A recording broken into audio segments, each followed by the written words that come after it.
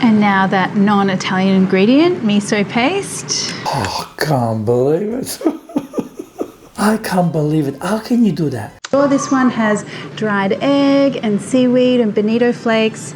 It's a fun little sprinkle to put on there. It's lots of fun for your kids, let me tell you.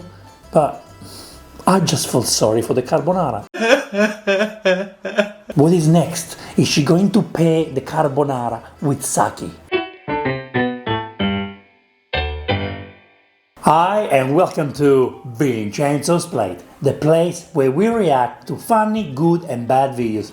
Today, I don't know what to say. We're reacting to miso carbonara. Is it good, bad or funny? We're reacting to Mario's Kitchen video. Let me tell you, my wife Suzanne introduced me to Mario's Kitchen a few years ago. We have a book, we make recipes and we love it so much. And I do like that she always so creative. She always puts a twist. But sometimes we go too far. How can you make a Japanese miso carbonara? I don't know. Are you creative? Maybe. Let's watch it and learn how Mario's Kitchen makes a carbonara. Carbonara, all gooey and cheesy, and with one little secret Asian ingredient that really ups the stakes here. Okay. So, she's saying to me, it's creamy, looks very creamy, looks beautiful and smooth. She's saying with one ingredient that is Asian. Okay, so I'm expecting an authentic carbonara with only one Asian ingredient. This is my miso carbonara. I saw seaweed there, seaweed. Is that the second Asian ingredient after the miso? Love about a good carbonara is that it's mainly sort of pantry ingredients and a bit of pork. So good. She's so lovely, she's so lovely. Her mom is amazing, I love her mom so much. She's so lovely, she's always smiling. Look at her kitchen, look at the way she films a video. Everything is perfect, huh? I hope this recipe is perfect too. I hope so. Adding a little bit of miso to mine though, because I can. And the miso actually enhances the umami and cheesiness of the whole thing. I love it. Umami. Let's do that miso egg part of the dish first. So I want to do some eggs into a bowl, and I want a mixture of whole eggs and egg yolks because those extra yolks are going to make things extra creamy. Yes, I agree. Very creamy. And now that non-Italian ingredient, miso paste. Oh, can't believe it. I can't believe it. How can you do that? What are you gonna do to this recipe with that miso paste? Why the miso paste? You have all the ingredients. Do you really need the miso paste in there? What for? And then cheese. Lots of cheese. I'm using Parmigiano Reggiano, but you could use Pecorino or Grana Padano as well. No, Grana Padano, please. Pecorino is the only cheese that you use. You use Pecorino and lots of pepper. You don't need anything else. Umami. All you need is the two ingredients and of course the egg. Pecorino, salty Pecorino. Pecorino is made with sheep milk.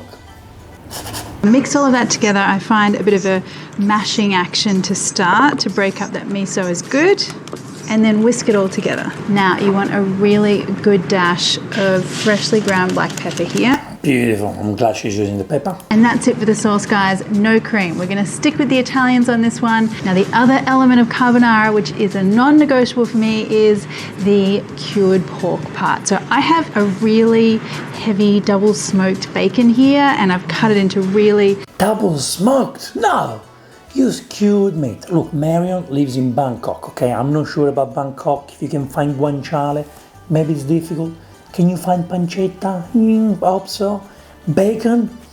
Try to use the cured bacon, okay? Otherwise, I don't know what to say. Just don't use any meat. I like my bacon chunky in this one. Obviously, you could use pancetta or guanciale, probably a bit more traditional than this one. 100%. So you mentioned you're only using one Asian ingredient. Now I don't start off with any oil, I just put the bacon into a hot pan because depending on how much fat's in the bacon, I'll just watch for how much renders out first before I add any oil. Now, good, very good, very good. I can see that this bacon is quite lean, so I'm going to add a little bit of olive oil here. I want to see a sort of thin film of oil in the bottom of the pan once this bacon's finished cooking. Okay, That looks very nice. I like the way she's crisping the bacon. so bacon's looking good and smelling good. Bacon and anything, amazing.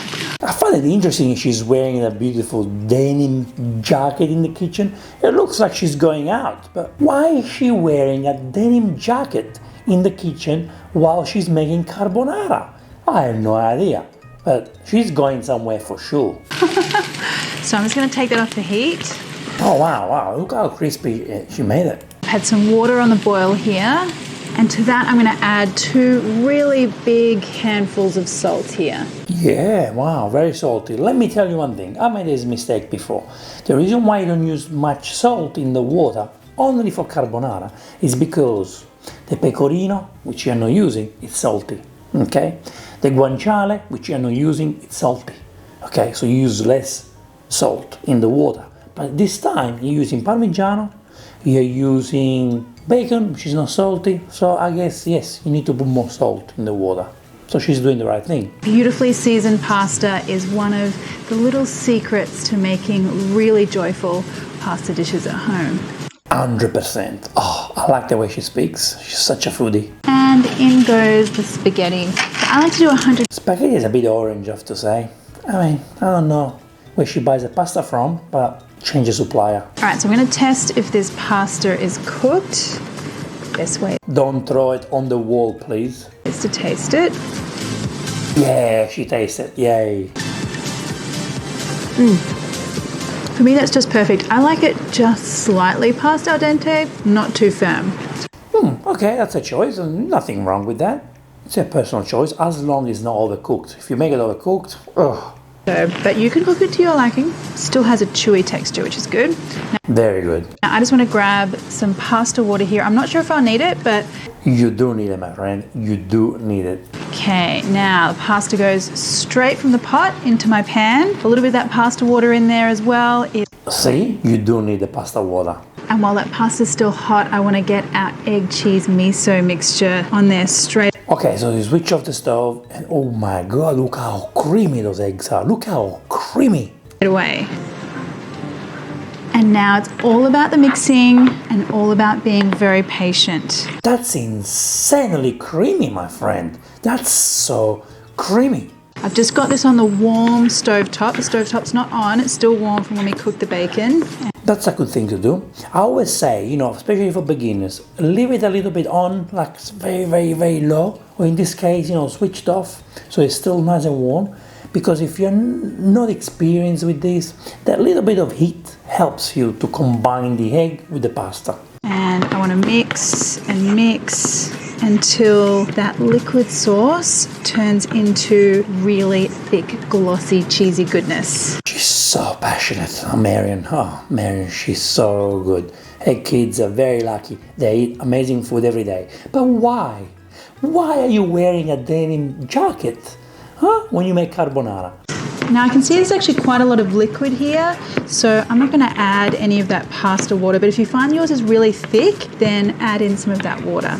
Now when that sauce is beautifully thick and creamy, now we're ready. My God, so creamy, so beautiful. I just wish she used a better pasta brand. So beautiful. To go. Now this needs to be served straight away. Yes, it needs to be served straight away. When you have carbonara, you serve straight away. I'm just worried about that miso. I don't understand. What is the miso paste gonna do to your carbonara? How can you improve a carbonara with miso? Oh, look at that, so good. And now some final little bits and pieces. I've got some Japanese furikake here, and that is like a rice seasoning, and you can get loads of different versions at your Asian grocery store. I don't understand. You say you were using one Asian ingredient, and then you're using another Japanese ingredient, so it's three. Then you're using a cheap quality pasta, and you're using Parmigiano instead of Pecorino. Should we call this how to make Japanese miso pasta? Oh, this one has dried egg and seaweed and bonito flakes. It's a fun little sprinkle to put on there. It's lots of fun for your kids, let me tell you. But I just feel sorry for the carbonara. And if you're a carbonara lover, you understand what I'm talking about. Come on, Marion, you're wearing such a beautiful, authentic denim jacket. Show us how to make an authentic carbonara. Come on, I know you can do it. You have the skills. First I want some cheese though. And then my Japanese sprinkles. She put the cheese, the Japanese sprinkle. What is next? Is she going to pair the carbonara with sake? And look at that. What is next? Is she going to roll it up and turn this into a sushi carbonara? That would be crazy. But you know what, guys? I've seen so much, and it won't surprise me if I see someone making sushi carbonara. I don't think I will react to that. I've seen enough. It smells amazing. It smells amazing. Just that little hint of miso adds a real kick of flavor there. What do you mean? The pecorino gives a flavor. What is it? Where is it? You don't have to use miso if you can't find pecorino. Just don't make carbonara. Just don't do it. You cannot make carbonara if you don't have pecorino. Just don't even start. Don't start. You can't make bacon and egg roll if you don't have bacon, right? What do you do if you don't have eggs? You don't make carbonara. Just do something else. Without overpowering. It just enhances everything, makes everything cheesier, baconier. Baconier. Is that even a word? I do like the word, okay? So I do like the word. What can I say, guys? We learned how to make Japanese miso carbonara, something I never heard before, but Marion's Kitchen did it. She's getting so many views. She is so popular, and I know why, because she's amazing. I watch all her videos. My wife is her biggest fan, so we really watch you all the time, Marion. But this, you can't do this to me, okay? I'm a big fan. Don't do this to me, please. Please. Love me the same way I love you, okay? So thank you so much, guys, for watching this episode. Make sure you go and follow Marion's Kitchen, and please watch her mom's. Her mom's cooks amazing, amazing recipes. And let me tell you, they are authentic, okay? So I do like your mom's food a little bit more, okay? This book by Marion has been so helpful. We follow so many yummy recipes, and she's incredible.